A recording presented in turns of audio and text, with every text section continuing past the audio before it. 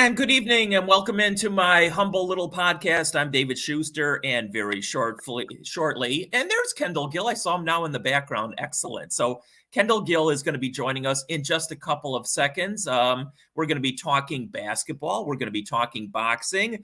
And I love talking boxing with Kendall. I think every time I've ever seen Kendall at the United Center, we always talk boxing. So we're going to get to that. We'll bring in Kendall in just a quick moment. But first, I just want to recap real quickly the week that was this past week. Baseball, they're still facing that deadline tomorrow between the owners and the players. We'll see if it comes to pass, if they get an agreement. They've been meeting every day for the last 6 or 7 days. It was ominous. Today, they finally said that there might have been some progress, if you believe some sources. Other sources say they're still miles and miles apart. I'm going to bet, just an educated guess here, that they're going to come up with some kind of agreement at the 11th hour, literally the 11th hour tomorrow night, because that's the deadline. But we'll wait and see. As for the Bulls, they played 2 games this past week. The second half of the season started. Thursday night, they played against Atlanta. You could tell the Hawks, I don't know, did they even practice before that game? They looked awful that night. The Bulls were a little bit better. And of course, DeMar DeRozan was excellent again that night. So the Bulls won that game against Atlanta. And then last night, they rallied from 17 down to make it a one-possession game late in the contest as DeRozan hit a couple of baskets. Unfortunately, though, they couldn't get over the hump, and Memphis won the game by 4 points. I think the final was 116-112. And Memphis has just got a fantastic basketball player in Ja Morant. We'll talk to Kendall about that as well. I love watching talented, and they're all talented, but I love watching the super talented players, and that's something that Ja Morant definitely is. Hockey, the Blackhawks, they've played 5 games of the 6-game homestand. They lost again today. They've lost 4 of the 5. Their season is going down the you-know-what. All right, with all that in mind, I saw Kendall Gill in the green room. I think he's there. So if our producer, Harry Berg, has him available, we'll bring him in here. And there he is. Hey. Hey, Kendall. How you doing, Dave? I'm doing great. And you can follow Kendall on Twitter at KendallG13. And he made that number 13 very famous in this area. I got just a little bit of background about you, Kendall, because I got a few years on you. So I've been watching you play hoops for a long time. Yeah. You're one of many. And I take great pride in this, and I'm sure you do too. High school basketball in the Chicagoland area is second to none. I don't care. They could talk about Texas and Florida, New York and LA. The heck with all those areas. Basketball in Chicago for probably the last 60 years has been second to none, and you were a big part of that also. You had a great career at Rich Central. You lost in that championship game. What was that? 86 to, was it King High School? 86 to King to my future college teammate, Marcus Liberty. So, yeah, I mean, that game, you know, I watched the game and I realized that I was playing the wrong defense like 30 or 40 years later. And I actually cost our team the win in the state championship. And I still can't forgive myself for that. Yeah, that was a low scoring game, wasn't it? It was a low scoring game because we were undersized, but our coach Ron Brower had us hold the basketball for a large part of the game. I think if we had played our regular game, then we possibly could have beaten them, because we were fast and athletic too. We just weren't as big as King back then. All right. So does Marcus still hold it over you that they won that game? No, you know what? We never talk about it. We have never, ever talked about it. Wow. Yeah, never. I'm surprised by that. Yeah. Okay. So then you went on, you played 4 great years at Illinois. You're one of the all-time players. And I forget what the thing that you're part of, the all-time, the tournament, or not what was it, like the 100-year Illinois? 100-year anniversary, yeah. Okay. Illini team of Illini basketball. And, it's an honor to be named and have my jersey, my number in the rafters. It's because, there's been several basketball players that come through the University of Illinois, and to be recognized. You got me back? Yeah, you're there. Okay. And to be recognized as one of the all-time greats is just, great for me. It's a great feeling. my son is an alum of Champaign, so I've always followed Illinois basketball with Lou Henson and everybody else, and you are of course part of that great team, the Flying I'm sorry, Illini. David. I'm probably gonna have to go out and come back in because I can't hear you. Okay, go ahead. No, go ahead. That's fine. I'll entertain. Okay, I'll do that. I'm gonna go out and come back in. Okay, that's fine. That's fine. So anyway, Kendall, technical difficulties here for the next 30 to 60 seconds. We'll bring Kendall right back in. But we're going to talk boxing with Kendall. And by the way, Kendall still boxes, by the way. He's got an undefeated professional career at this juncture. He's still trying to. There's Kendall. Can you hear us now, Kendall? Yeah, I can hear you. Okay. Anyway, all right, let's get back. You were part of that 89 fantastic team. You had great teammates, and I'm sure you're still probably really close with all of them. Nick Anderson, Nick Marcus, as you mentioned, Kenny Battle, Stephen Bardo, your buddy, Lowell Hamilton. What a great season that was. Unfortunately, came up $1 short after beating Michigan twice. He lost to him in that final game, and I'm sure that it's like a golfer who probably can remember every shot in his career. I'm sure you remember that game inside out as well. Yeah, and the guy who we wanted under the basket that got every rebound possible that year, Nick Anderson, just mistimed his jump. And I didn't look at that game until after my pro career because I was not able to watch it. Wow. For 1989 up until I believe that was 2005 that I finally watched it. And after I was done watching it, I called Steve Bardo. I said, we gave this game away, after watching it. And we beat ourselves in that game. And, we still only lost by 2 points. But, I take my hat off to Michigan. I still feel that we were the best team in college basketball this year. But Glenn Rice caught fire. They had changed coaches also mid-season, so they were riding on a high. But I still think we were the best team in college basketball that year. I actually thought that we were going to play Duke in the national championship game. That teacher taught me a huge lesson. You cannot look past an opponent because we had handled Michigan twice that year. Right. And I didn't think that they would pose really in that much of a threat. I respected them, but I just thought that we were so good we were going to beat them. Unfortunately, that did not come true. Yeah, you were the best team that season. There's no question about it. Unfortunately, as you just alluded to, it's tough to beat a team 3 times in one season. That's been borne out many times. And Steve Fisher was that coach who took over. They did catch fire. Glenn Rice was unbelievable, unfortunately, in that championship game. So it is what it is. But I still think you guys should challenge them again.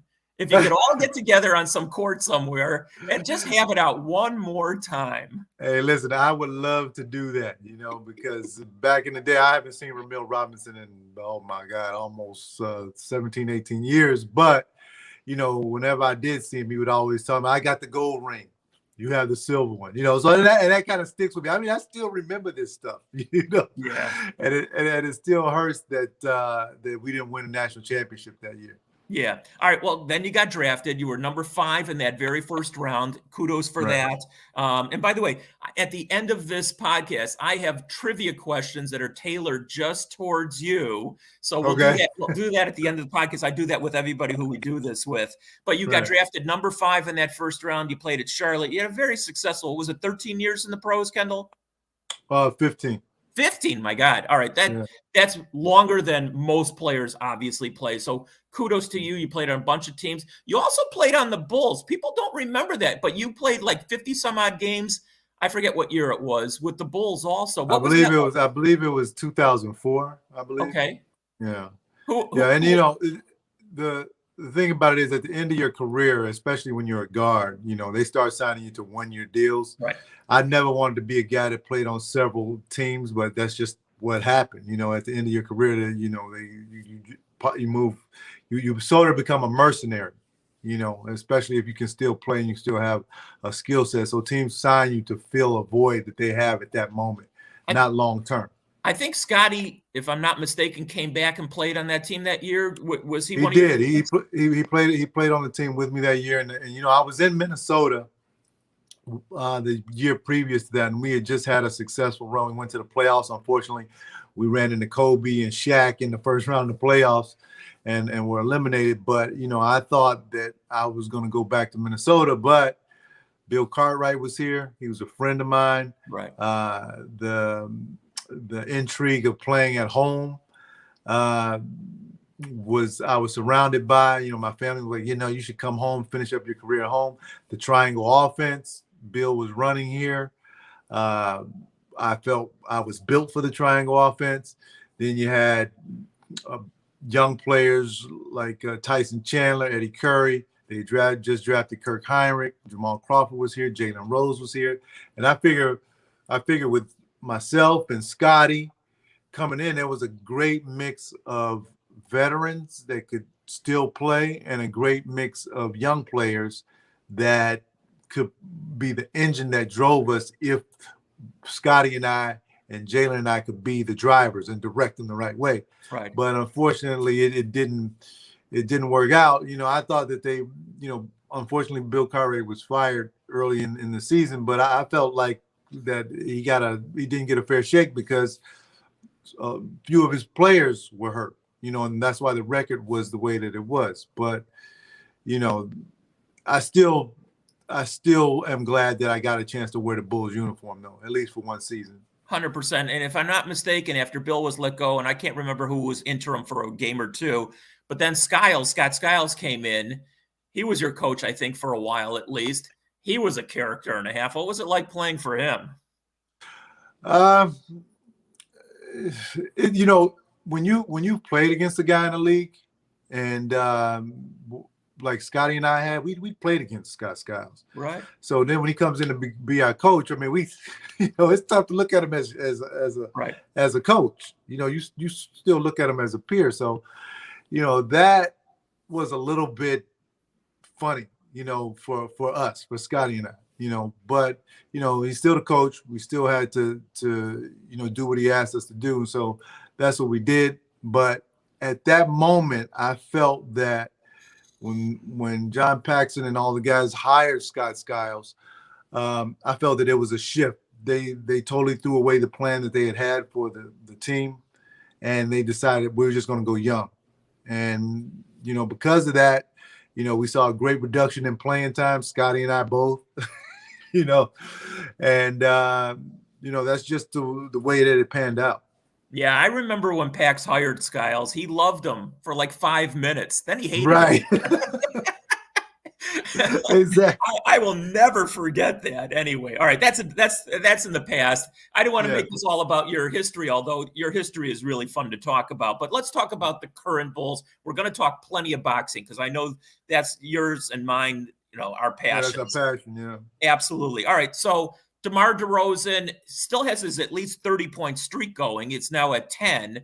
But yesterday he was off. You could tell early on in the game, and Bane did a good job on him yesterday. But DeMar was just a little bit off yesterday. The Bulls, it's really interesting, Kendall. I respect your opinion. The Bulls have beaten all the teams pretty much they're supposed to beat, but it's been borne out. They have a really losing record, if you will, against the teams that are going to be, big playoff contenders. What do you make out of that? Or, as a fan, not as a broadcaster, as a fan, does that worry you? Only the psyche worries me because, I watched the Bulls at full strength go out to LA earlier in the season and beat both LA teams on back-to-back nights, and won some games out there that we didn't think that they were going to win. So I wouldn't worry until the team, if they were beaten full strength when they had everybody in the lineup by winning teams, then I would worry. Okay. But I'm not so much worried at this point. Okay. Well, obviously yesterday, Ja was fantastic, and it's fun watching a guy of that kind of talent. Now, when they finally get Caruso and Ball back, and I love those two guys because they love playing defense. They distract the other team, and they take pride in that. So if they ever were to go against Memphis in something that was really important, when they have those two guys, Ja Morant's not scoring 46 points. The Bulls, when they finally get everybody back, you're right, it'll be really interesting. But the postseason's all about matchups. They've never beaten Embiid. He's 10-0 against them. Brooklyn's obviously going to get all its players, including Kyrie, back full-time in the next couple of weeks. They got Milwaukee coming up tail end of this week. Do they match up if they're at full strength? And we'll find out, obviously. Do they match up with those three teams specifically in a postseason situation? I think that they do, especially if Pat Will can come back in the offense, because he's a young player, but he is a physical specimen to be that age, 6'8", 200, almost 40 pounds, with athleticism. I think that we miss him a huge amount. We because of his defensive ability, because of his ability to guard 4 positions. And then you also just signed Tristan Thompson. You added size. You added also experience to the lineup.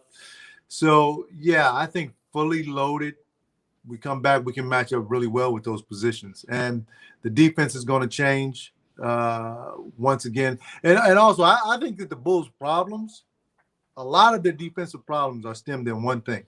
And that is, and you probably hear me talk about this on the show all the time, the drop defense. I think the drop defense is terrible. I don't know. We never played that in my day. And what it allows point guards to do is come around and pick and roll, and there's nobody there. So if you have a Ja Morant, if you have a Steph Curry, if you have a Kyrie Irving, if you have a Dame Lillard, anybody, a Karis LeVert that had 40 points on us when he was before the trade to Cleveland, when he was with Indiana, he just put us in a pick and roll, and there was nobody there. And that's what you saw last night with Ja Morant, who had 46 points. You just give them freedom to do whatever they want to do. You're going to get beat 9 times out of 10. And I think that's just the only – if they just made that adjustment, they would beat a lot of these teams, these winning teams that everybody says that they can't beat. Well, as you alluded to also, correctly so, they're still missing 2 of their guys that are just causing havoc on defense. I mean, they are. Caruso and Ball obviously changes the whole defensive scheme by themselves with what they do on the court. We talked about DeMar. He's having a fantastic season, probably his best season so far in the NBA, and that's saying a lot. I don't know ultimately if he's in the conversation for MVP. There's no question about that. Mm-hmm. Embiid is there, obviously. Ja is there in his own right. I mean, Jokic again. If I had to put right now, say who's going to win it, and by the way, Embiid had another huge game today, 37 points. He shot 27 free throws. Did you see that? Yeah, I saw 27 free throws. My God. I saw it. Yeah, I saw it. I think that DeMar, if the Bulls can finish first in the Eastern Conference, right, then I think he's not a lot to get it, but I think that it's the probability goes up higher that he gets the award. I think that Embiid, yes, he had another monster game today, but with James Harden joining the team, James Harden is a ball dominant guard. I don't think Joel is going to have all of the opportunities that he had prior to James Harden getting there, because James Harden's going to have the basketball. He's going to need to do his thing too. Ja Morant, I'll tell you what, I was impressed by him last night. Been impressed by him all season long. And if you look at his numbers compared to Derrick Rose's and Derrick's MVP season, his statistically he's better at this point.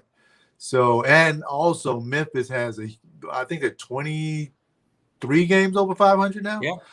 So they are playing great basketball. I tell you what, all those teams in the West better watch out for the Memphis Grizzlies. I mean, they have size, athleticism, youth. They got a superstar. So, I'm impressed. I wouldn't be surprised if either three. I think actually the contest is between those 3. Okay. Ja Morant.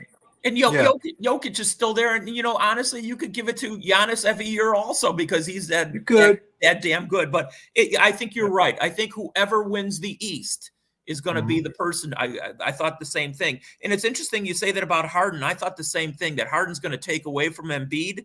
but I got a feeling that James Harden's going to be on his best behavior for the last 25. He had 16 assists today, so he was obviously feeding the post all game today if he could. And I just got a feeling he's going to, maybe the postseason it changes, but he's going to be on his best behavior to get Embiid, to try and get him that MVP trophy. That's just a guess. Yeah, I think so. Also, he's developed a reputation now. This is his third team in 3 years. Well, in 2 seasons, rather. Yeah. And I don't think that he wants to have that rep of a guy that's not happy, where he is and a guy that can't win. Because, he goes to Houston, he gets to I think when he and Chris Paul were together, they could have won, say, Game 7 against the Golden State Warriors. Am I correct? Yeah. And he just didn't get it done, So he's a guy now. Yeah, he's a superstar, but I think that he sees this as his chance to really win and be a player that really contributes to making the championship run. All right, so that trade happened when he went from Brooklyn to Philly, which is a little strange that a trade of that magnitude in the same division doesn't happen very often, but it almost had to happen. Yeah. Brooklyn gets back. They get Ben Simmons. They get the draft picks. They also get Seth Curry, yada, yada, yada. They've been all injured, but KD is going to come back. Like I said, Kyrie's going to play full-time. I think that's going to happen over the next week or so. You know what? I wouldn't pay for too many sporting events unless, you're facing Jake Paul. I'd pay for that in the boxing. We'll talk about that in a bit. But I would pay for Ben Simmons' first game back in Philadelphia as a fan. So what'd you make of that? I think that they play them here in the next couple of days, but he's not going to be ready to play. Yeah, well, there's a reason why he's not going to be ready to play. Because he doesn't want to play. He doesn't want to go to Philly. I guarantee you, the game after they play Philly, he'll be in the lineup. Right. But who won that deal? I mean, there's no winners of a deal right away unless somebody wins a championship right away. I think Brooklyn, if Simmons finally gets his blank together here, I think that's a good trade for them because Harden obviously didn't want to be there anymore. Hey, listen, I think Brooklyn fleeced the 76ers. First of all, you get Ben Simmons, an NBA All-Star, a guy that's really young. You also get Seth Curry. You get Andre Drummond. And I think they got some picks, too. 2 first-round picks. They got 2 first-round picks. Unbelievable. I thought this trade was just it would be even if it was just done straight up. Right. But then Philly just gave I can't believe you gave up Seth Curry, a shooter, one of the best shooters in the league. Then you give up Drummond, who's now become one of the best backup big men in the league. I mean, you saw Drummond yesterday. I think he had 17 and 10 or something like that against the Milwaukee Bucks. Yeah. So, it's and you give them 2 first rounders. That Daryl Morey, I tell you what, if I'm the owner of the Philadelphia 76ers, I'm like, what the hell did you just do? Well, obviously he wanted Harden at all costs, which was stupid, in my opinion. And if they don't win the championship this year, and I don't think they will, unfortunately for them, then they're going to have, he's going to have to re-sign Harden going forward because he staked his whole general manager, whatever title he has on getting this guy. That means they're going to have to get rid of Tobias Harris because they can't afford Harden going forward. So this is almost like a rental player for half a season. I mean, I think it was a bad deal for Philadelphia in the long run. Yeah, I thought it was a bad deal as well. I mean, maybe they're just saying, maybe Daryl Morey is saying, listen, we're going to go for it right now. But still, if you're going for it right now, you gave away your backup big that you don't have anymore. You gave up a lot of your bench scoring. You gave up one of the best shooters in the league.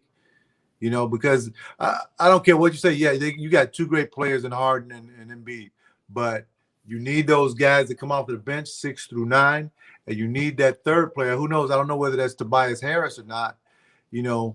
But you need a third or fourth guy to go along with you, because 2 guys just can't do it.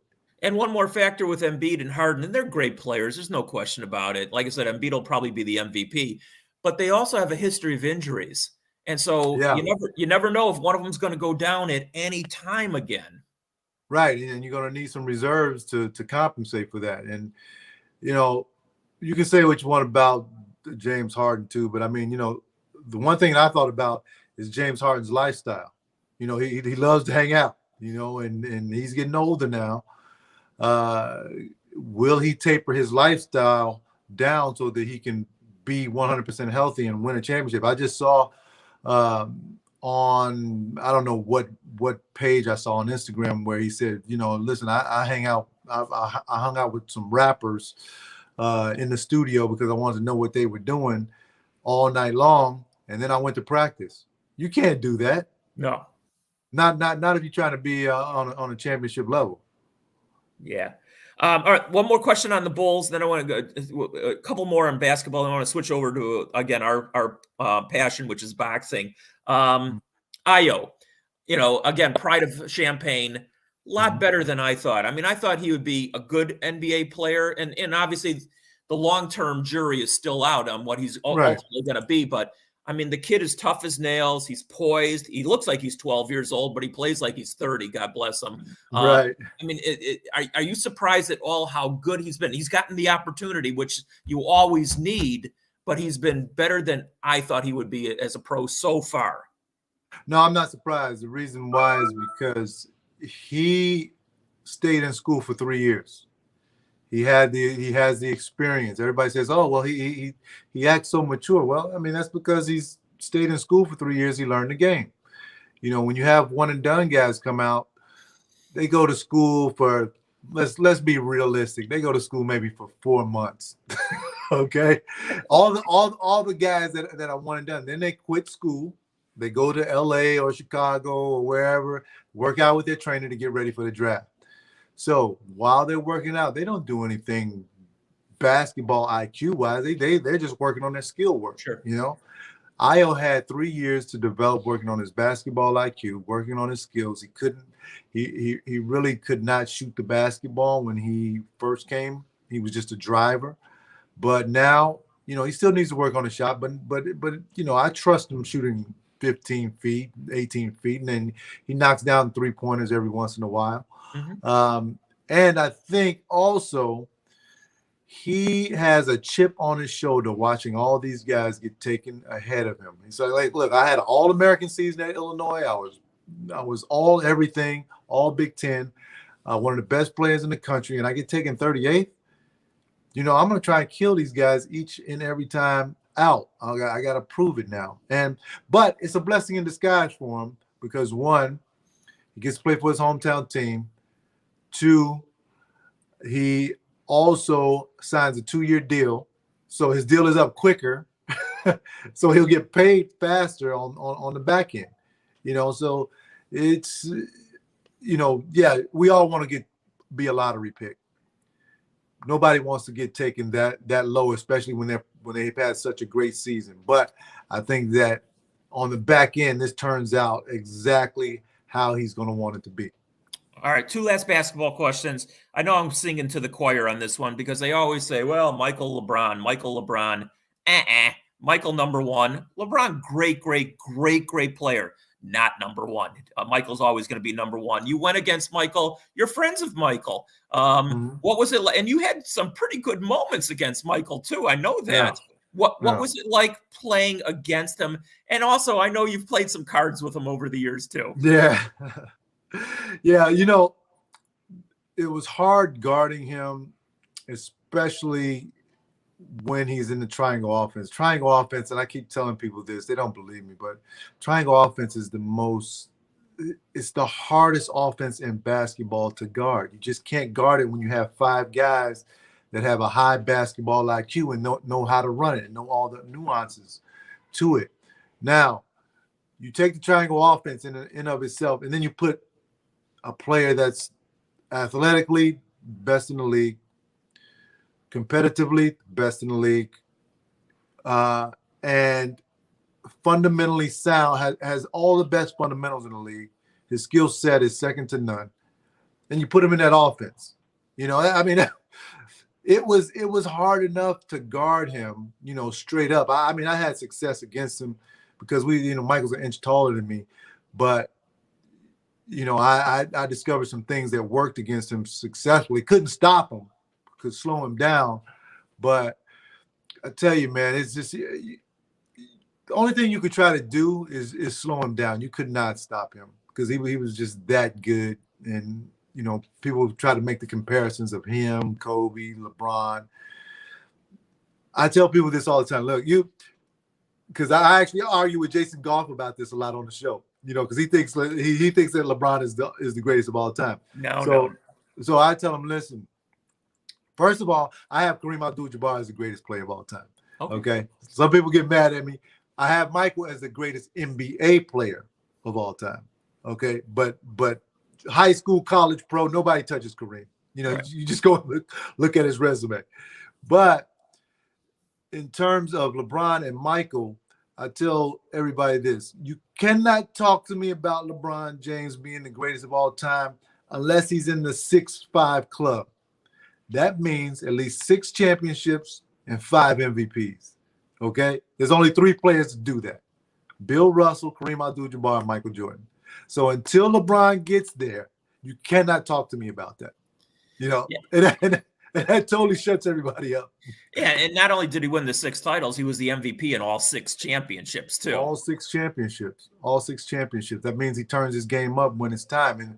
And Jason still continued to talk about it. So what I did to him, I said, okay, if you have one game to win and your life depends on it, who do you want, LeBron James or Michael Jordan? He says Michael. I was like, okay then. Well, what the hell are you talking about?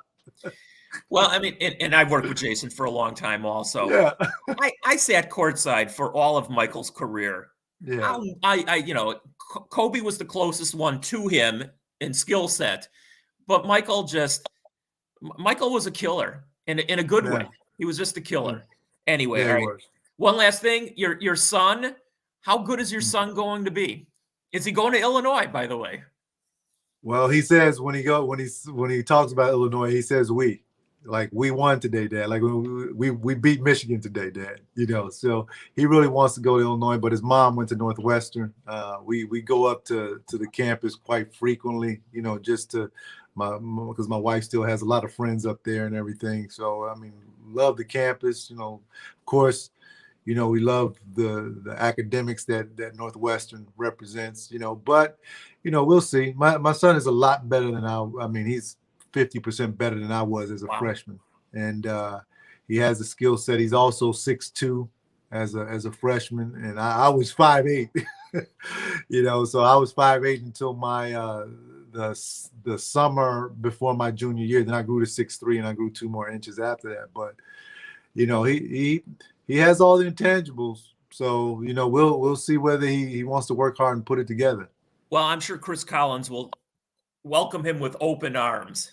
Yeah. Chris is a great guy too. Yes. I love Chris and his dad, Doug, and everything. So we'll see what happens. All right, now let's turn to boxing. I was talking to you before the fight came on. Did you end up watching the Josh Taylor, Jack Catterall fight yesterday? Yeah, I didn't catch it then because I had to get ready. We had to get ready for the game against the Memphis Grizzlies, but I caught the replay. Okay. I thought Catterall won the fight. I thought that Josh Taylor, I don't know whether he looked sluggish or weight drained or not, but that's not the same guy that fought Regis Prograis. And I thought I thought Catterall got robbed. Yeah, I did too. I thought he won. I thought it was a close fight, but I thought he won. The only thing that disappointed me about that fight, Kendall, and so many others, unfortunately, way too much hugging. Okay. Yeah. And way too much. It's almost like guys were giving each other arm locks or headlocks and clinching. Yeah. I mean, listen, if you're getting rocked, I totally understand. You got to hold on, you got to clinch, you got to do whatever. But when you're doing it constantly in a 12-round fight and it's part of your strategy as a fan, I guess I'm talking as a fan now, it's disappointing. Am I wrong? It's ugly. Yeah. It's ugly. You know who used to fight like that? John Ruiz. Yeah. First Puerto Rican heavyweight champion. He used to punch you, clinch, and everything like that. Yeah, it made for sort of a fight that you don't want to see. You don't want to see 2 guys wrestling or anything like that. But still, I felt even with all the clinching and everything, Catterall totally outworked Josh Taylor. Well, I'd say there'd be a rematch, but it looks like Taylor's going to go up to 147, so there probably will never be a rematch. Yeah, listen, he'll go up to 147, and he's talking about fighting Errol Spence, Terrence Bud Crawford. Those guys will destroy him up there. Agreed, 100% agreed. I think that his best choice and this is by far not a pushover, but the best matchup for him, and actually Gervonta Tank Davis, I think that's who he should try to fight next. That's a big money fight too. Yeah, we're going to talk about all these guys. All right, so obviously the big story in boxing, there's so many big stories in boxing. If I could have made money on one sport over all these years as a reporter, it would have been boxing, because I just love the damn thing. Plus, it's such a dirty business on top of a great sport that it's sort of fun to be around. But Canelo is going to have the 2-fight thing. We'll see if the second fight even happens. But the first one against Dimitri Bivol, it's going to happen in May. And then if he gets by that one, he's going to fight Triple G later on. What'd you make of both those fights? Well, he was originally supposed to step up to cruiserweight and fight. I forget the guy's name, but Kubo or something like that. Yeah, Kubo, something like that. But I guess that we wanted to see him fight other champions at a closer weight. Bivol is he might be one of the top 5 fighters that Canelo has ever faced. Yeah. I think that it's going to represent a challenge he hasn't had in a long time. The last time Canelo has really even been challenged, possibly it wasn't at 168. He wasn't. It wasn't at 168. The last time Miguel Cotto was the last time he's really been kind of challenged, and actually that wasn't really a challenge. So we'd have to go all the way back to Floyd Mayweather. But this guy Bivol has a tremendous jab. He has tremendous confidence. You're coming up to his weight, so he is the bigger man. Not as skilled as Canelo, but the guy does have skills, and he gets rid of guys too. I mean, I saw him fighting Joe Smith. I believe that was last summer. Joe Smith is a hell of a puncher. Knocked Bernard Hopkins totally out of the ring. Yeah. And actually beat Andres Fanfare, the guy, the former champion here from Chicago.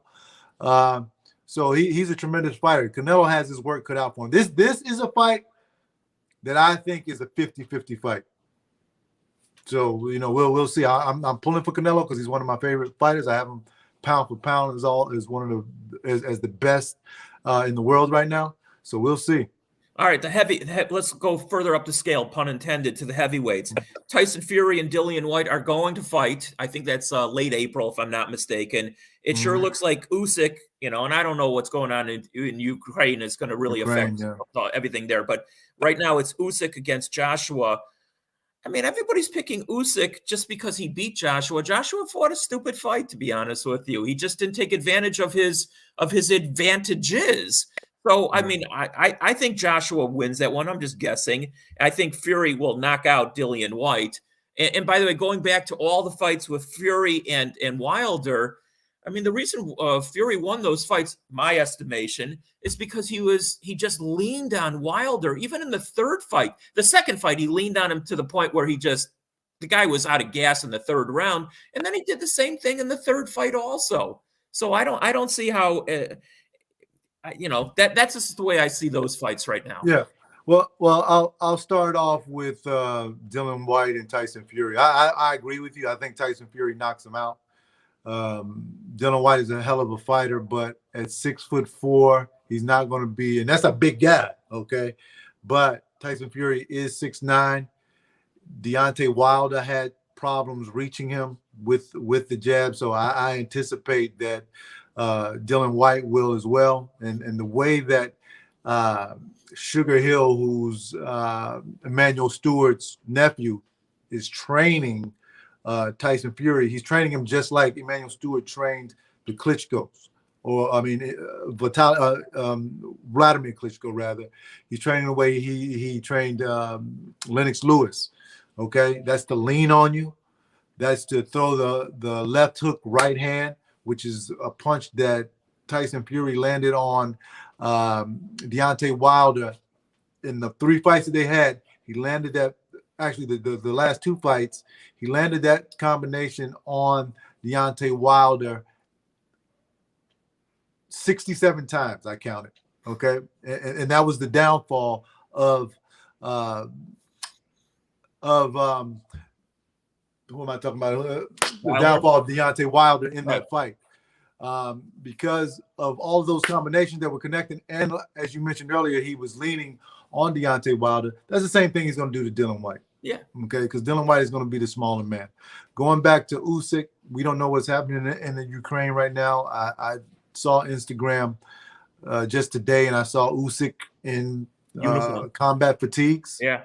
He's fighting. The Klitschko's are there fighting. Vasily Lomachenko is there fighting. So they're busy right now yes. for the cause of their country. So that's understandable. Would he beat Anthony Joshua again? You're right. I thought Anthony Joshua tried to box Usyk. You cannot box Usyk. He's too skilled of a big man to box him. So you have to use all of your advantages. Anthony Joshua's a big guy, 6'6", 240-something pounds. You got to go right at the little guy and not let him use all of his skill set, which Anthony Joshua tried to do.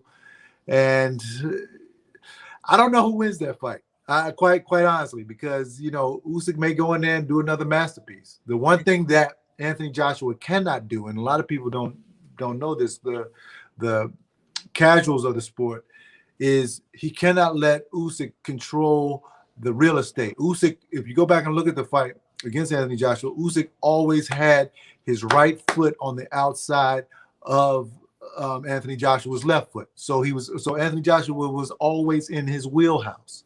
Okay, and those are little technical things that boxers know that you can gain advantages of. And if Anthony Joshua can stay out of his wheelhouse, then I think he wins. But if he can't, it's a carbon copy. Well, there must be something about the Ukrainian boxers and their teachings, because Lomachenko with his footwork is second to none. So obviously they're being taught very well. Let's stay in that weight class. George Kambosos obviously had a really nice win against Teofimo Lopez, although Lopez was probably weight drained himself that day, guessing, because he just didn't look himself. So obviously Kambosos is looking to cash in, pun intended. I don't blame him. I don't blame anybody. I still think he should face Devin Haney. You want to be an undisputed, that's the easiest route. I think he loses to Haney. I think he loses to Lomachenko personally. But if you're going to have a fight in your backyard, have it against Haney. It's probably easier than Lomachenko, depending on what's going on in Lomachenko's life. But it's also for the undisputed. Tell me I'm wrong about that, if I am. No, and they could sell out a stadium in Australia, because he is a champion. You remember a couple years back when Horn beat Pacquiao. Yeah. They sold that stadium out. I still thought that Pacquiao won that fight. Oh, yeah, that was a joke. Yeah, it was a joke, but I mean, I think you could see the same thing if he fights Haney. I think Kambosos, he really impressed me in his fight when he gained the championship. But I think you're right. He is looking to get the hugest payday possible. So he has to fight the right opponent. But, there are no right opponents in that division. Everybody is tough. So you're going to have to go through somebody. I would fight Devin Haney. If he gets past Devin Haney, then you could get another payday against Lomachenko. 100%. All right, let's go to the welterweight division. Great. Oh, division. Yeah. Great division. It's going to be Ugas against Spence. That's upcoming. I'm going to guess that Spence wins that one, although Ugas, was better than I thought against, a fading Pacquiao that day. But then is Crawford and Spence ever going to get together? I mean, there's just too much money. Why don't these guys figure it out? I don't get it. Yeah, I think it gets done after this fight, because you look at Terrence Crawford now is 34 years old. Errol Spence is now 31 years old. I think that Ugas is built for Errol Spence. He's a lot like Lamont Peterson. And we saw what Errol Spence did to Lamont Peterson. If a guy is not slick enough and stands there and bangs with you, that's playing right into Errol Spence's hands. And Errol Spence is a great fighter, southpaw, throws over 100 punches around, wears you down. And I just don't think that Usyk has enough in his tool chest to neutralize what Errol Spence does, because he's going to keep coming forward. He's going to throw 100 punches around. I think he might even stop Usyk, because Usyk is not going to run. He likes to stand there and bang too. I just think he's just fighting a guy who's a very big welterweight. I honestly, if I have Errol Spence against Bud Crawford too. The one guy that I hesitate against Errol Spence, or that I call a 50-50 fight, is Jerron Boots Ennis. That's the one guy. Okay. But anybody else, I think that Errol Spence beats. All right, you're jumping the shark on me, so I'm going to get to it. I love Ennis, but I also like Virgil Ortiz. I mean, Virgil Ortiz is good. These are the two up-and-coming young welterweights, and I listen to everything in boxing, and they say, well, they'll face each other, but it might be for 3 years down the road. Why does it have to be 3 years down the road? Let's find out right now who's the better of the two. That guy moves up the plateau. Why not, Kendall?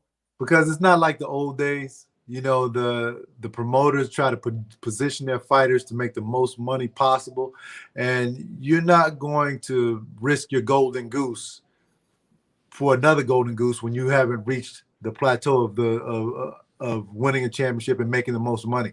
That's why Terrence Crawford and Errol Spence haven't fought yet. Even though I don't think, people say, well, he's ducking him. I don't think those guys are afraid of each other, because they're fighters, for heaven's sake. I think that it's just the promoters and the business at hand that are keeping them apart. I just hope we don't have to wait 5 years like we had to wait for Mayweather and Pacquiao. Yeah, we waited way too long for that one. It was a terrible fight that night. And now I don't know if Pacquiao was really injured with his shoulder or not. No, he wasn't. Look, you cannot raise your hands like this if you have a torn rotator cuff. Yeah, it was just a bad fight. It was. But thankfully, I didn't have to pay anything for it because we watched it at Jim Rose's house that night. Okay. He paid for it. All right. I'll tell you another boxer who I really like. And after he beat Jamal Herring, I mean, I was really impressed with Shakur Stevenson, his last fight. I mean, first of all, he's gifted, but he also has power, even though he doesn't look like he's got power. He does. And so when he goes against Oscar Valdez, who, also, won a championship and with the upset against, who was it, Burkelt. So I'm really looking forward to that fight. Shakur Stevenson, and he's going to only go up in weight and time also. He's going to be in a lot of pay-per-view fights down the road. I actually think Shakur Stevens has one of the brightest futures in boxing because of his style. He moves forward. He's slick. He's calm in the ring. He's a pinpoint, precise puncher. And, he can get you out of there if he gets you hurt as well. Well-conditioned. If you look at him, the guy never has his mouth open, never breathes heavy. That means he's always in training. He's always in tip-top shape. And he's got a nice personality too. I actually saw him on Instagram, shadow boxing with Andre Ward, getting some tips here and there. So he's always looking for the knowledge. I love watching him fight because of his skill set. Yeah, I was really impressed with his last fight, and I'm looking forward to the upcoming ones. Two other guys around that same weight class. We talked about Gervonta Davis. I mean, he hasn't stepped up in class, unfortunately, but he's got power like no tomorrow for his size. And then there's Ryan Garcia, who's talked about fighting everybody on the planet and has fought nobody. But, so he's finally going to fight somebody. I don't even know who this guy is upcoming next month or the following month. But these guys they got to get in the damn ring and fight. Yeah, we want to see the fights like, when we saw Duran, Hagler, Hearn, Sugar Ray Leonard fight each other, Wilfredo Benitez. Guys back then, they fought everybody, and I get tired of the posturing too. I would love to see Gervonta Tank Davis against Ryan Garcia. Ryan Garcia has called him out a number of times, saying that he would knock him out in 2 rounds. Yeah. I want to see that fight. I mean, I would pay for that fight. Yeah. So there's so many great fights out there to be made. It's just that I don't know what we have to do as fans to put a demand on promoters, making these fights. Listen, I'm not a huge UFC fan, even though I like some of the fights, but you got to give it to their organization and Dana White for making guys fight each other. That's the one thing that they do. They match up. You're right. They match them up, and I don't know whether we need a boxing czar to say, okay, this fight has to happen, but that's the only way that we're going to see the fights that we want to see in a timely manner. Yeah, like I said, boxing is a dirty, dirty business with so many characters. I love it. I got to tell you, Kendall, one of my favorite nights of all time in sports. It was boxing, of course, and I was covering the Winky Wright Shane Mosley fight in Vegas, okay. and that was a good fight. Yeah. And I spent the night with Bert Sugar.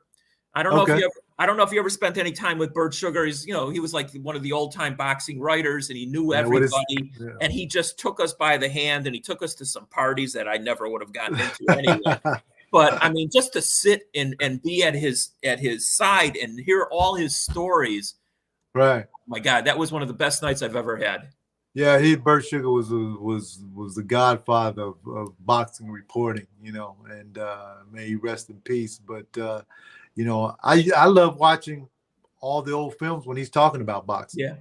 Yeah. And it's him sitting there with his hat and his cigar and everything like that. So, yeah, he was great, man. I would have loved to have been there too with you, so I could hear his stories. It was one of my best nights ever. All right, look, before we get to the trivia questions here, your boxing career.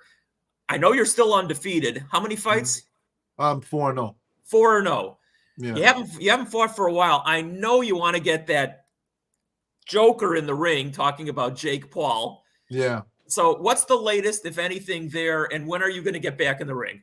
Look, we've been trying to get that fight forever, okay? But then we thought that we were getting close because Steven Espinoza, the president of Showtime Boxing, reached out to me and asked me would I be on the undercard of Jake Paul's last fight. So I would be fighting Frank Gore. I agreed to it, but then I don't know what happened. We never heard from him again. This is what I speculate happened. I think that they said that Steven Espinoza reached out to me. I agreed to it. They took it back to Jake Paul and his promotions company, MVP Promotions.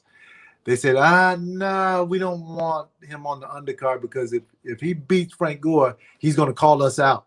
Right. Because he's been calling us out for almost a whole year now, and we don't want to face him. So that's what I speculate happened, but still, So I never heard from them. They go and they signed my Illinois alumni and Illinois basketball frat brother, Darren Williams, to fight Frank Gore, because they know that Darren is going to be one and done in there. They know he's not going to want to fight anymore. So, because this is new to him, even though, and congratulations to Darren. I thought he did a great job. So now we're still, my promoter, Dominic Pasoli, who's the president of Warriors Boxing, is still communicating with them. They're trying to make us jump through hoops, saying, well, we don't know whether we can get you a boxing license or a sanction to fight. You haven't fought in so long. I'm like, listen, man, we can do it right here in Chicago. We can do it at the United Center in July. We already have the Illinois Athletic Commission on our side. Here's their numbers. Here's their emails. They have not called yet. So I don't know who Jake Paul is planning on fighting next, but if I would love to get in there with him, because I think that he is horrible. I respect him. I respect him that he gets in the ring, because you got to respect anybody getting in the ring. It's 100%. a tough thing to do. Yeah. You're in there all alone. You're in there in front of the whole world. You could get embarrassed. You never know. But I think his skill set is just he's an amateur with a professional boxing license. Right. And I've been doing this now seriously for 17 years. I see all the mistakes that he makes. I see what I would do to him. So, and I think that they know that. So that's why they've been avoiding me. All right. So I boxed a little bit in college, so I have at least a semblance of it. And so I will simply say that for people who think that boxing is easy, Oh, I mean, no. First of all, to even train is unbelievable. But then those 3 minutes each and every round is like an hour. It just is. It just is. So for all those people, and real wrestling, not fake wrestling, that's pretty much the same thing also. Those are the two most strenuous sports that I think I've ever been part of. Did you talk to Nate Robinson after he fought Paul, by the way? No, I didn't. But I talked to some people that were around him, and they told me that he hadn't sparred seriously for that fight. But Nate had no business getting in there. No. You can't. Look, Nate is a good athlete. He's a tough guy and everything. But when you get in there, you have to know what you're doing. You got to know the sweet science. Yeah. And if he had known a little bit about the sweet science, he would not even got knocked out, because I thought actually Nate helped Jake Paul knock him out. You cannot run into a guy that's been training for 2 or 3 years with your chin wide open. Up in the air. You're going to get knocked out. That's exactly what happened. He walked right into the punch, and it was a good punch, and I'm taking away, but he walked right into it. Yeah, and I'm going to tell you another thing too. Nate didn't know that Jake Paul really weighs 210, 215 pounds. That's what he really weighs. Fans don't know that. And I talked to Roy Jones Jr. Roy is a friend of mine. But Roy told me that, because that fight was on the undercard of he and Tyson, he said he saw Nate at the weigh-in. He was like, this is going to be a knockout. He said, Nate's going to get hurt, because Nate is only 175 pounds soaking wet. Okay. Jake Paul weighed in at 190 pounds. Okay. And you know this, Dave. What do fighters do after the weigh-in? They rehydrate. So he's going to go into the ring Nate's going into the ring against a guy that's been training for 2 years. Nate actually lost weight because I believe because of the nervousness. He was going to the bathroom a lot, prior to the fight. Jake Paul rehydrates to 210 pounds. What do you think is going to happen if he hits Nate? It's going to hurt him.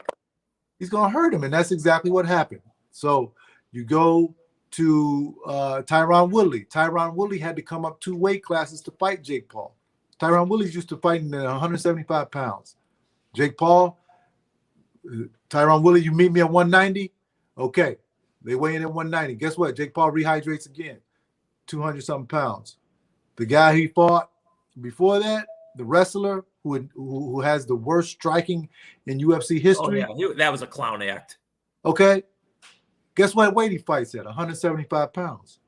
So Jake Paul makes him meet him at 190 pounds. Jake Paul rehydrates back up to 200 pounds after the weigh-in. Well, this guy's a gimmick. I'm telling you. If I'm ever in there, I swear to you, man, I am going to expose him. I'm going to be in your corner for that. All right, let's do these trivia questions. And then I want to bring in our producer after the trivia questions. He's going to ask you a couple of questions. And by the way, he's got some inroads to Jake Paul. So you want to stick around for that at the end of this. So, good. Yeah, okay, good. So here we go with some trivia questions. I got a feeling you'll ace all of these. I didn't ask you this, by the way, before we get to that.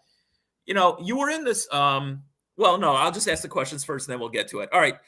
You were drafted number 5, 1990. Mm-hmm. Number 5. Who were the 4 guys drafted in front of you, and by what teams? Derek Coleman, New Jersey Nets. Gary Payton, Seattle Supersonics. Chris Jackson, now Mahmoud Abdul-Rauf, Denver Nuggets. And Dennis Scott, Orlando Magic. Ding, ding, ding, ding. You got that one. I know you're going to get all these, but I'm going to ask them anyway. All right. Your rookie season, you made the all-rookie team. Who are the other 4 guys? Oh, no. Derek Coleman. Yep. Lionel Simmons. Yes. Gary Payton. No. Oh. No. Who else would it be? Mahmoud? No, he didn't put either, surprisingly. I don't know the other 2 guys. Well, you mentioned one of them already. It was Dennis Scott. He made it. Oh, Dennis Scott. Yeah, Dennis Scott. And then the last guy, D. Brown from Boston. D. Brown, yes. Yeah, D. Brown. Wow. Okay. I got you. Okay. That's nice to me. You were in the 91 slam dunk contest. Unfortunately, you went out in the first round. I'm going to ask you another slam dunk contest question in a second. You went out in the first round. Who were the last 2 guys standing? Who won and who finished second that year? Sean Kemp and D. Brown. That is correct. D actually sent me last week during the dunk contest. I posted something on Instagram, and then D actually sent me something. Do I have to remind you? So now he's you still rubbing it in 30-something years later. yeah, well, but you won the slam dunk contest in college In college, yeah, I at the won a slam Final dunk. Four. First of all, I didn't even know that ever happened, by the way, but Yeah. you won it. What was it like? What did you do? And what's wrong with, I mean, the slam dunk contest this year was awful, awful. Yeah. What can they do, if anything, or is it just, lived out its time? I think that it has, unless you're going to get the stars involved, Yeah. I think that it's lived out its time, because, or I had a option. Why don't you bring in street dunkers to dunk against the NBA players? Ooh. That way the NBA players would bring their best, because they don't want to be showing up for guys that are coming off the street dunking. And I've judged some of those street dunking contests, and those guys, I don't know if the NBA players would beat them, quite honestly. Wow. Yeah. You got to get something. You got to get something where the NBA players are fired up and excited about it. Motivated. Yeah, motivated. Yeah. Okay. All right. Let's move on. In 99, I think it was, you had a very rare triple double. Yeah. Okay. What were the numbers? And go ahead. What were the numbers? 15 points, 10 rebounds, and 11 steals. 11 steals. That is correct. Yeah. Which leads to my last question here. Your 11 steals tied an NBA record. You and one other player in NBA history. Who's the other guy? Larry Keenan. That is also correct. Larry Keenan, yeah. Larry Keenan from Memphis State. Yeah, interesting story about that. Walt Clyde Frazier, great New York Knick, now one of the greatest broadcasters of all time. He is. He taught me how to set up steals, okay? And he said, listen, Kendall, I noticed you can steal a basketball. What you should do is not go for the first three that you see cross your body. He said, let them go, because you don't know when you're going to, late in the game, if you need a steal, they're going to throw that same pass right across you, and you'll be there for the steal. So against the Miami Heat that day, I let the first three go, So, had I gone for him, I probably would have had 14. You have the record to yourself. I have it all to myself, yeah. I mean, there's really, I mean, the two of you have 11. I'm almost surprised it's not more than 11. Although it's not easy to do. And by the way, then you're relying on those stats guys at courtside to get the numbers right anyway, which is another story in itself. Hey, TJ McConnell last year had 9 in the first half. And no more? Well, yeah, he got one more, and I'm sitting in. We were doing a game that day, and I'm sitting in the studio, and one of the producers comes and tells me, Kendall, the guy's getting ready to break your record. He's got 9 steals in the first. I was like, what? So I pull out my iPad and I'm watching the game post, the play-by-play post, and I'm like, God, please, I say a prayer, please don't let him break my record, because a lot of guys when they get their records, they say, well, records are made to be broken. Hey, listen, nobody wants their record. Nobody wants their record broken. Okay, and I'm gonna be one of the guys that admit it. I don't want anybody to get it unless it's my son. Yeah, that's so funny. Hey, I want to bring in our producer Harry Berg, who's down in Orlando, by the way, right now. Excuse me. Orlando. Oh, Tampa. I'm sorry. The west coast of Florida, baby. Tampa, Kendall, how are you, brother? Hey, how you doing, my man? But he's from Chicago, and also, go ahead, Harry. Look at that Bulls insignia there. But Harry's also got a connection to Jake Paul. So go ahead, Harry. Well, apparently you did a show on the CCP with my boy Alan Bratcher and the guys from just recently, and they took a couple of those clips and they actually sent it over to me. In Tyron Woodley's last fight against Jake Paul, it's ironic how all the stars line up for people. Mm-hmm. Well, my buddy Peter Blake, who has a show called The Sports Web, he's my co-host on the Over Under right here on 1252, and he's got a really good sized show down here on the west coast of Florida. He decided that he was credentialed to do the fight for Jake Paul. Okay? Okay. So during the interviews after the fight, I guess he asked them the perfect question. And the question was something similar. Hey, Jake, are you going to start giving Rolexes out to every opponent? And his response was, yes, for all the crap I put him through. I think I got to do something for him. And Jake just kind of took back for a second and said, hey, you want a Rolex? And Peter Blake says, sure, I could use an upgrade. Long story short, That's the reporter who's my co-host who got the Rolex from Jake Paul. He has all the information. He has all the backdoor channels to the management team, the whole 9 yards. So we have that promo tape from you that's going over to there because Jake Paul apparently might be making an appearance on his show because of the fact that he gave the guy Rolex. And you know what it's about, man, on Instagram and everything. It's all about those views and those likes. Yeah, But, yeah. Go ahead. Sorry. That would be great, man. If you guys. Oh, if he could pull that off, that would be great. And you know what? Yeah, I kiss someone's ass in the middle of US 19 out here in Newport Richie, just to draw a crowd for half an hour to see you fight him in the United Center. Because, son, oh boy. Well, this is what you should do, Harry. I mean, if you and Peter can get Jake Paul on, which he sort of indicated that he would do it, get him on the show. But have Kendall call in the back. No, not call in. I will send. I have his email address. I will send you the email address. You put him on because now you have him. What do you want to do? Now I have him and ask him why he's been running. I mean, listen, I've had Stephen A. Smith calling him out for me on First Take. I've had Shaq do it on ESPN for me. I remember. I've had Dame Lillard call him out. Now, if somebody calls you out on First Take, if Shaquille O'Neal, one of the most popular people on the planet, say that, listen, I'll put up any amount of money for this guy to fight Kendall Gill, you're going to know about it. And Kendall, you're twice his age. You're 53 years old, but you are in like phenomenal shape. Okay. I mean, I train hard every day, you know. I know you do. My trainer has me in 3 days a week, you know, putting me through the rigors. If the fight should happen, then I go to 6 days. But right now I'm just staying sharp and staying in shape, you know, so hopefully the fight happens. But you cannot, and also Darren Williams said my name on stage at the press conference of his last fight. So he knows about me. Look, there's a lot of back channels that we're hearing gossip about. They know that you're wanting into it. And I think you were correct. That's the reason why you weren't on the undercard. Do I know that to be factual? No. Yeah, we don't know it. But it makes sense.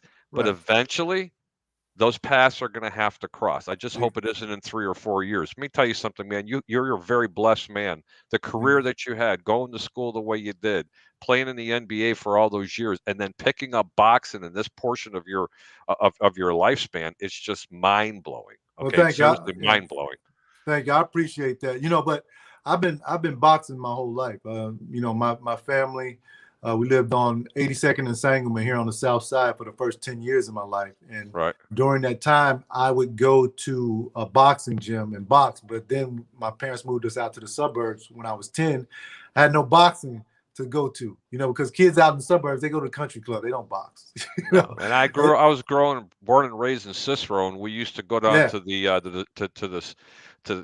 old movie theater on Cicero Avenue, right between Cermak and 16th over there, and it was there was like a movie theater that they turned into a boxing ring, you know, where all the kids used to go and stuff like that. And I know exactly where it is. Yeah, you know, I keep forgetting the name of it, but that was rough. But I understand what you're talking about. But if I could offer one little bit of advice, and it's kind of funny because a former major league player by the name of Roberto Hernandez, him and I have been friends for quite a while. True story. He was drafted in the first round by the Angels. Back in 1986, and then eventually he got his career started with the White Sox, became their saves leader. Anyway, he has a couple of children, and his oldest son decided, who, by the way, was a really good baseball player, that he was going to go to the same college his father went to. Okay, now mind you, they named the college stadium after him at the University of South Carolina. Okay, so it's the University of it's the Roberto Hernandez Sport Complex. That's the name of the baseball stadium. And he's like, Junior, are you sure you want to go here? And he goes, oh, Dad, I got you. It's no big deal. No, son, seriously. You can go to any SEC school you want. Pick any school you want to go to. You're good enough. But are you sure you want to go to South Carolina, Aiken? Right. Goes, yes, Dad, I want to. Roberto, not only did he wear Roberto's name, he wore his father's number. They pulled it out of retirement. He pitched one game. It was over. So nothing personal. Keep your kid out of Illinois. He might be better than you at this point. He's got nothing to gain by doing that. I know. I tell him that. So, We'll see. But you know what? He may decide. Listen, I'm going to be better than you. So it's Kendall, you're the we'll 5th overall pick in the NBA draft. Those aren't little shoes, bro. The screen's not big enough for the shoes to fill for his father. Yeah, I know, man. But we'll see. I mean, he's a confident guy, so we'll see. And that's all, man. That's great. But Kendall, I think the moral of the story here is you can have a stadium named after you wherever your son ends up going. I mean, you can hold out for whatever you want, man. Yeah, let's see what happens, man. That sounds pretty good to me. No, but I thought it was funny. I had to share that story with you, but I did have 1 or 2 questions for you. Is it okay? Yeah, go ahead. All right. I'm not going to ask you who was the toughest matchup. I want to know who talked the most trash that you were going up against, but you knew you were going to beat him like a redheaded stepchild night in and night out. And he would never shut up on the court. Who was that one person that just never shut up on the court that you just completely annihilated every time you played him? Well, may rest in peace, but Drazen Petrovic. Oh, really? He used to talk so much crap to me, and I don't know why, because I mean I'm just playing, and I remember back, that was my second and third year in the league. I had just finished averaging 20 points a game for that season, averaged 17 a game the next season, but he's still talking, and I just used to give it to him. I mean, he was a great player, but I used to turn my game up to play against him. He was like, shoot the jumper. You have no jumper. So he was doing it in English, because where was he from? I can't remember now. He's Slovakia, I thought. Yeah, okay. Yeah, Czechoslovakia. Yeah. Okay. Yeah, he was a great player, man. But I mean, he couldn't play a lick of defense, though. When Harry first asked the question, who was one of the great trash talkers? I mean, Jordan was probably the all-time trash talker, but he backed everything up. He backed everything up, and then Larry Bird, my rookie year, I'll never forget this. We were in Boston, and back my rookie year, Larry Bird, he was done. I mean, he had the back problems and all that stuff, but he could still shoot. So he had the ball in the left corner, and you know how Larry Bird used to bring it over his head like this, and he was like this. He's like, "Come here, rookie. Come here, rookie." And like a dumb rookie, I went. No, you didn't. and I went over there to block his shot, and he shoots it, bam, all net, and he's running back down court. He's like, "You stupid ass rookie." That's a great story. What was one of my favorite, and I put him in the top 10. Everybody's going to call me crazy. I have Michael Jordan number 1, by the way, and I do agree with Kareem Abdul-Jabbar, although I think it's 1A and 1B. But I got Allen Iverson in the top 10. I mean, that skill set, if he would have just kept his head in the game his first 5 years, I mean, you could be talking about one of the best players of all time. God, could he play and just put a team on his back? Yeah, what was it like to be around him? Well, you know what? Allen is a very cool guy. He has his own way of living. He dances to the beat of his own drum. I understand that, but if you sat down with him, he's one of the coolest guys ever. But just like John Morant, cool, because they made that stuff legal, by the way. Yeah. Just like John Morant attacked the Bulls last night, Allen Iverson used to do the same thing. I mean, when you scored, you had to turn around because he was coming, and because he was so small at 6 foot tall, you really couldn't see him all the time because he got low and he was so fast and he was relentless. He wasn't afraid of anybody. Wasn't afraid of the game at all. And you're right. I mean, if he had kept his head on straight, he'd be amongst the greatest of all time because the brand of basketball that he played. And a lot of people, you go back and look at Allen Iverson. Yeah, he's 6 feet tall, but he had very long arms and he had very big hands, which allowed him to do all the things that he did in the air. A lot of people don't really look at those physical attributes he had too. It's really amazing, Kendall. I've always had, because I'm only 5'8", 5'9" at most, I've always had an affinity for those point guards who would go inside and challenge everybody. And some of my favorites, I mean, Maurice Cheeks was one of those players who would get inside. Rod Strickland, another guy. Rod's the best point guard I ever played with. Oh, it was just fantastic. I mean, I don't know how he maneuvered the ball into the basket all the time against guys who are a foot taller than him. So I Right. love those kind of players. It's the one thing that I'm a little disappointed with Lonzo Ball. As good as he's been so far, that I'd still want him to improve that part of his game because he's got the size. He could get inside more, but help me on that one. Why, and especially with Cheeks as a coach, why don't they get that part of his game a little bit better? Well, because of now the NBA is really structured around whether you can shoot the 3-point shot or not. It's not really based on whether you can drive to the basket or have a mid-range game. I think that Lonzo is fast enough, athletic enough, and as you said, big enough to do that. They just don't do it. Hopefully he can come back in the second half of the season when he comes back from his knee injury, and he can implement that into his game. One thing that I would like to see him do at his size is post up smaller point guards. Okay. Like I think the perfect remedy for a Trae Young, John Morant, smaller point guard, even though John Morant is 6'3", but he's still slighter build, post him up. When smaller guards were like that on me, like if I caught Steve Kerr, John Paxson, anybody, Rod Strickland, anybody that was 6'3" and below, I would run to the post, okay? Because one, it takes a lot of energy. You're going to get them in foul trouble. They're not used to playing defense in that position, so they don't know really how to do it. And you have the advantage because physically you beat them up, and they're not the same when they go back down on the offensive end. I would have loved to have seen Billy Donovan say, "Hey, Ayo, we're going to post up John Morant the first 3 times. We're going to see how many fouls we get on him." That brings me. Go ahead. Sorry, Dave. No, I was just going to add this, and then you take it after me, Harry. I think what happens with Lonzo and maybe even Ayo to a degree is because the Bulls roster is what it is, with DeRozan basically having the ball in his hands as much as he does, and Zach is the other guy with the ball in his hands, especially in the half-court situation. It takes away from a guy like Lonzo to have the ball. I mean, basically, he plays off guard. Even though he's the point guard, he plays off guard. So he doesn't have the opportunity to drive the lane because the ball is basically in DeRozan or Levine's hands. Well, a lot of the time, yes, that's true.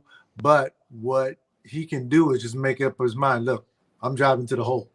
I can score too. Because Derrick Rose would do that. John Morant does it. He just has to make up his mind. I'm an offensive threat too. One thing I am impressed by him though is that his 3-point shooting, he finished in the top 20 in the league in 3-point shooting last year. I don't know where he was pre-knee injury. Yeah. Well, when he first came into the league, he couldn't. When he first came in the league, he was terrible. Yeah. But then he worked on it. Now he's a very good 3-point shooter. Yeah, he is. Now he can be a great driver and great finisher to the lane as well. He just has to make up his mind to do it. I hope that somewhere he's got a long career, hopefully in front of him. I hope that's part of his improvement. Go ahead, Harry, and then we're going to wrap it up after that. Absolutely, Kendall. I'm going to put you on the spot here. You played in the You played in the NBA. You've played primarily with the era that I absolutely was enamored with. Right. You take the old Detroit Pistons, Lambeer, Isaiah Thomas, and everybody else, with Rodman, and you put them up against the Golden State. You actually let them play, okay, back with the rules back in the 90s. Who wins and why? I mean, do you still have 120, 130-point games? No, Detroit wins.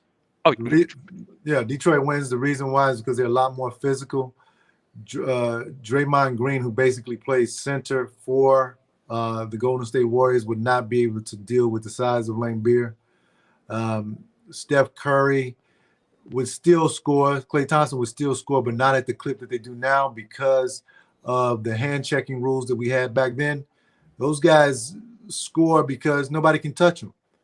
A big reason why DeMar DeRozan is having such a great year, nobody can touch him. He's getting right to his spot every time. Look, honestly, guys, if you can't average 20 points a game in this league when you have some type of scoring talent, you're not very good because they make the rules so easy for you to score, So I would go and then also with Dennis Rodman being able to There you go. rebound the way that he does and guard 3 or 4 positions, they may put him on Klay Thompson. You know, I never seen a player that had a motor. And there, I mean, I'm sure there could have been, but Dennis Rodman, for his size, I remember him giving Shaq fits, Yeah. Patrick Ewing fits, yes. Malone fits. I've never seen a player of his stature. It just never stopped. He was outweighed by 40 or 50 pounds easily. Okay. And a height advantage was just ridiculous. And he would sit time and time and time again. He just never stopped. It was like that fly. You just kept trying to get off of you, but you couldn't. What a great basketball player, man. But I'll tell you what, I'd love to see a little bit of defense come back in the NBA because honestly, I'm getting tired of watching it going up and down the court. That's all you're seeing is up and down the court. It looks like an all-star game. It does, and I would like to see how good these players are. I mean, I remember Daryl Morey saying James Harden is the best scorer in the NBA ever. I was like, oh, really? You remember he said that last or a couple seasons ago. Yeah, he's nuts. And I'm like, okay, well, let's see what happens when he has to deal with hand checking rules, when they won't let you travel. Okay. That's not traveling, right? Yeah, right. And I'm like, come on, guys. First of all, they let you cheat by traveling. Then they take the hand checking rules away. When you guys aren't, you guys have all the advantages. I mean, they totally taking the defensive play out of the game, in my opinion. Two last things, and we're going to wrap it up here. Going back to that Pistons team. As a Chicago fan, I hated them, obviously. Everybody did. But you also had to appreciate, I mean, first of all, as sneaky bastard as he is, Isaiah Thomas was a great point guard. He just was. Yes, he was. Joe Dumars was a great off-the-ball guard who played defense, and it was an incredible competitor. Vinnie Johnson was literally the microwave off the bench. Yeah. I mean, Lambeer was a dirty bastard, but, I mean, he was effective because he was dead. He was, but look, I hated playing against him, but you would love to have him on your team. He's one of those guys. Yeah. And that's why the Bulls went after Rodman. And speaking of Rodman, last thing here, did you laugh when Tristan Thompson said that not only does he pattern his game after him, he patterns his life after him? Yeah. Don't wish that upon nobody. Hey, man. He said it. I did laugh about it. I was like, oh, okay, now I understand Tristan. Now he loves Rodman. Let me tell you a story about Rodman. One time, we got to hear this. When I was with the Nets, we were myself, Jack Haley, and Dennis went out. Okay, we went to a gentleman's club called Scores in New York. It's back, way long time ago, back when I was really young, guys, about 27 years old. Hold on, and you're still alive to talk about it? I'd still be hungover after going out with Dennis. Listen, I went there. I went there for the food. The food and the music was pretty good. So, they had the best steak and lobster in Manhattan at that time. So we're in there, and we play the Bulls the next night. So it's about 12 o'clock at night. So I leave, and he and Jack Haley in there. So, but I tell one of the girls who I know there, I say, listen, I want you to call me when Dennis leaves, because I need to know, try to get an edge for the game tomorrow night. So she calls me at 4:30 in the morning and says, he just left. I was like, cool. Right. So I go to shoot around. And back then, that was John Calipari was the coach. And we meet in the center. I was like, listen, guys, I was out last night. Dennis didn't leave the club until 4:30 in the morning. I was like, I looked at Jason Williams. I was like, Jason Williams, you should have a great game tonight. Man, let me tell you, come game time, Dennis Rodman came out there and ran like a racehorse. I said, no way was this guy hanging out at 4:30 in the morning. He had it's when he didn't. It's when he didn't rebounds everything. You had to worry about Dennis if he didn't sleep for 2 nights, not one. It had to be 2 nights. Hey, look, I could not believe how well he played that night after hanging out all night, being out until 4:30 in the morning. Crazy. It's actually what. Oh, David fueled him one game over at the United Center. It's what fueled those guys. I mean, they were all wired differently. That's all there is to it. Yeah. So David, you probably saw it a lot more. You probably saw it a lot more than I did. I mean, those guys were a rock star. Yeah. And a traveling circus. You know. because I can remember whenever they would come into town with the Nets or any team that I played against. I mean, most of the crowd was rooting for them. Sure. Are you serious? Yeah. They were the Even back in New York and Jersey? Yes, Oh, God. they would be rooting Especially for in the New Bulls. York. Especially in New York, yeah. Really? Oh, God. Yes. Wow, I find that really shocking. No, Hey, they but would. Kendall, could you imagine if back in the early 90s they had cell phones like this that could actually take pictures?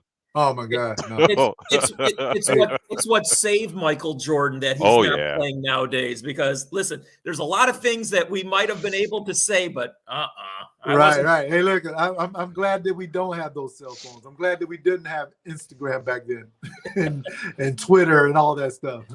Hey guys, let's wrap it up here. Hang on for a second, Kendall. So we'll talk to you off air here. But for everybody, I hope you enjoyed this because, like I said, Kendall's one of my favorites. I love talking hoops. I love talking boxing. I could do this all day, all night, every night. Yeah, we could. Yeah, all right. Hang on, and we'll say goodnight to everybody else. But hang on one second, Kendall. We'll wrap it up. Everybody have a good evening. Thanks for tuning in to the Schuster Express.